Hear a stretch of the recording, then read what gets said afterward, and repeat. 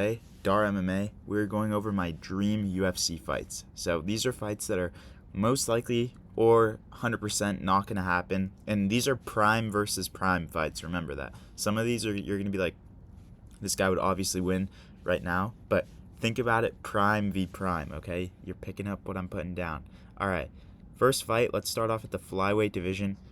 Bro, tell me prime versus prime, this wouldn't be a banger.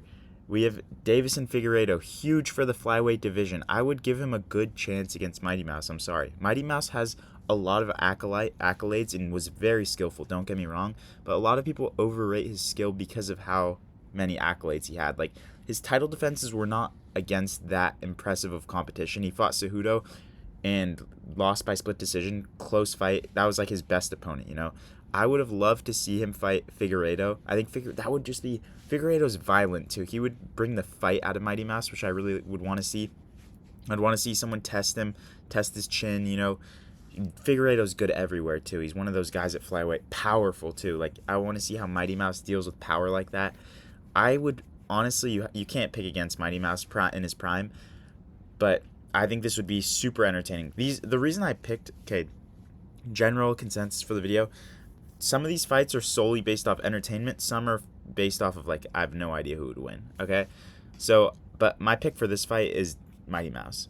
Next fight, okay, you're gonna, hear me out. Prime v Prime. Think about this guy's one fight prime, and think about who this other guy is. Bro, Cody Garbrandt versus Sean O'Malley, bro. Cody in his prime, that one fight he had against Dominic Cruz where he was just a dog. Think about if O'Malley was in there that night. That would be I think that would be the best fight in UFC history, honestly. You have, like, Cody literally couldn't be hit. It was in the Matrix, bro. Genuinely. And then you have O'Malley, who's a sniper, can find a chin anywhere. That would be crazy. Tell me, like, I know there's going to be that one guy who's like, oh, well, Cody Garbrandt has no chin anymore. Like, bro, he used to have a chin. Remember. You need to remember prime Cody, bro. I know, like, it was a while ago, 2016, 2017, I think. Remember prime Cody, bro. He was a dog. That one fight against Cruz. I would honestly have to pick O'Malley, though. I don't think Cody's chin got, like, cracked. Obviously, he got knocked out a few times, but I just think his chin had never been tested. Dominic Cruz isn't super powerful. I think O'Malley would be able to find his chin and knock him out. I think it would be O'Malley by, like, third round knockout. I think it would be similar to Holloway to Poirier is what I'm going to call it. Because I feel like Cody would look good in the first two rounds, like maybe edge out, be up 2-0, but O'Malley in the third or the second would just find his chin and KO him. That's my prediction. Because, you know, I think, in my opinion, Holloway won the first round of Holloway to Poirier. Next fight, I know these guys fought at featherweight already, but I would love to see this prime versus prime. I would say Max Holloway's prime was like 2 fights ago, 3. I mean, he's still in his prime, but you know what I mean. Like, hindsight's always 20/20. We'll see when his prime was, when his career's done. But featherweight Conor McGregor coming off the Aldo win versus Max Holloway at 145, like recent Max Holloway.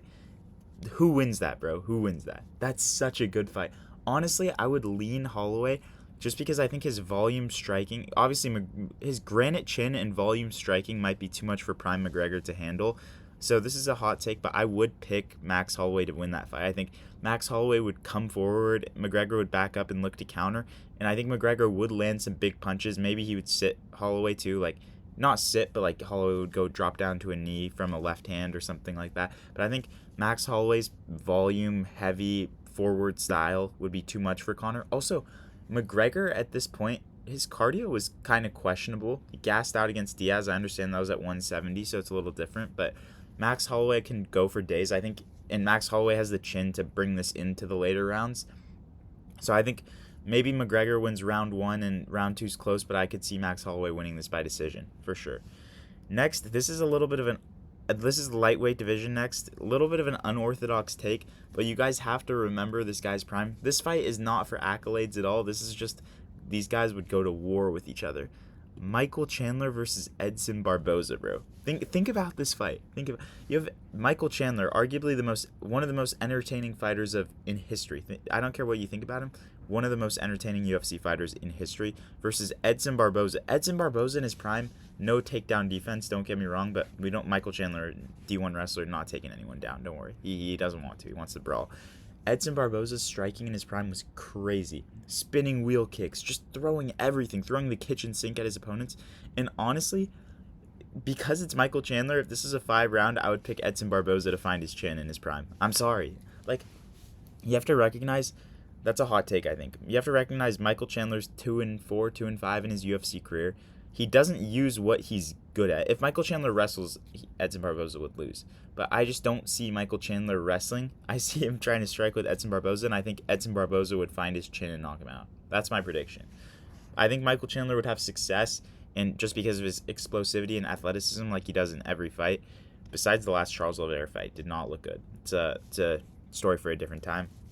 But I think Edson Barboza would be able to find his chin. Moving on to the welterweight division. This is full accolades fight. GSP Usman.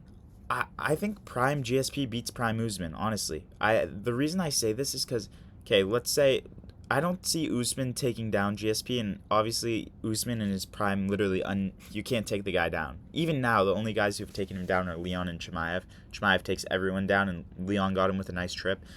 I think this fight would be similar to Colby Usman, but prime GSP has way better striking than prime Colby, so I think that it would be switched where Usman fights like Colby and looks like Colby type, you know what I'm trying to say, and GSP fights like how Usman did in that fight, where I think this fight would stay standing and I think GSP would take it by decision. I wouldn't see GSP knocking him out. Honestly, I don't think that this fight would be crazy barn burner entertaining, but it would be good like both of Colby and Usman's fights. I wouldn't say GSP is a primary wrestler, but you know what I'm saying. Two guys who are wrestling heavy. GSP was near the end of his career, going to war on the feet, and I just see GSP taking it just because I think he has superior striking. He's more of a natural striker. Usman loads up on his punches. Obviously he's gotten rid of a good amount of those bad habits throughout the years, but I would see GSP taking this by decision. Next, okay, prime v prime.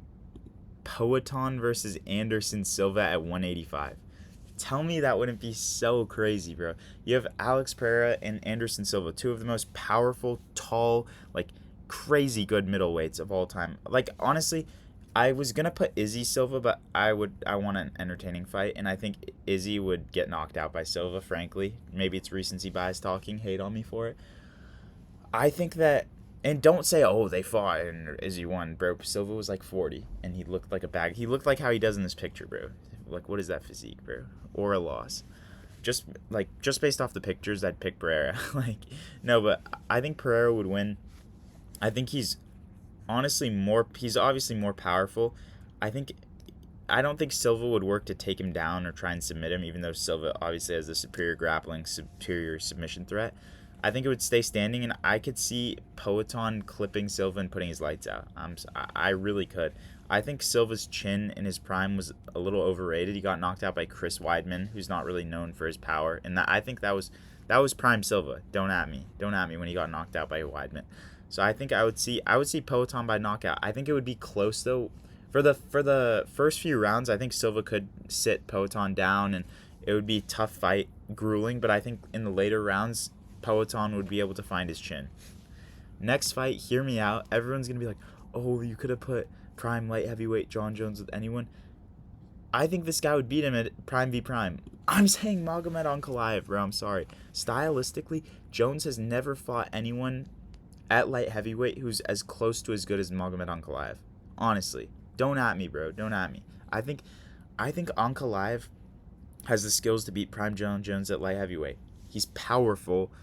He has the takedown threat, not really submission threat, but he has good defensive grappling too. Good kicks, good kickboxing, good boxing. I think this is a nightmare matchup for John Jones in his prime.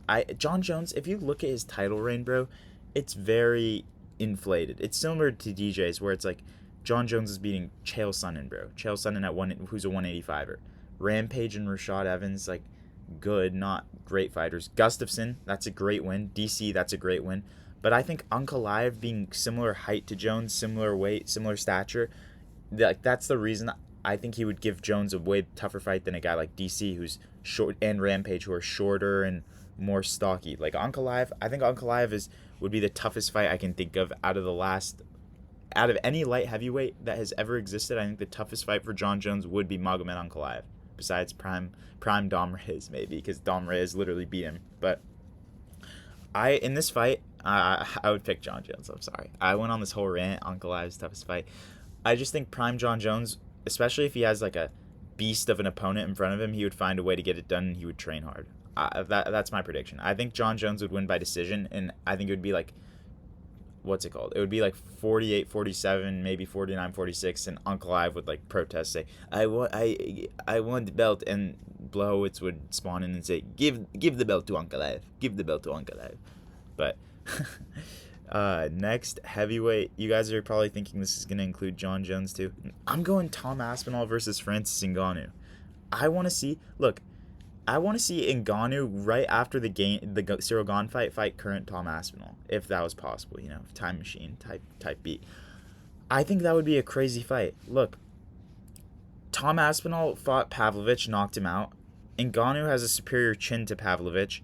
I think Ngannou, after the Gane fight, after the improvements he's made, he fought with no ACLs and was taking Gane down, like laying and praying on him. I think it would be a tough fight for Aspinall, just because also the power threat. Pavlovich, very powerful, but he did get hyped up a lot because of recency bias, because he was on that crazy 6-fight winning streak where he beat Tai Tuivasa, who was a top 5 UFC fighter at that point. Derek Lewis. Like, if you look back at Pavlovich's win streak, his Curtis Blades is a good win, but a lot of his other wins are not very good. So I think this would be a way tougher fight for Aspinall, but I would see Aspinall just shooting and getting it done by submission would be my pick, because I do think Ngannou has a hole in his grappling. He's not really a great grappler, so that would be my pick. Thank you guys for watching my dream fights. Please like, comment, and subscribe. I'll see you guys soon.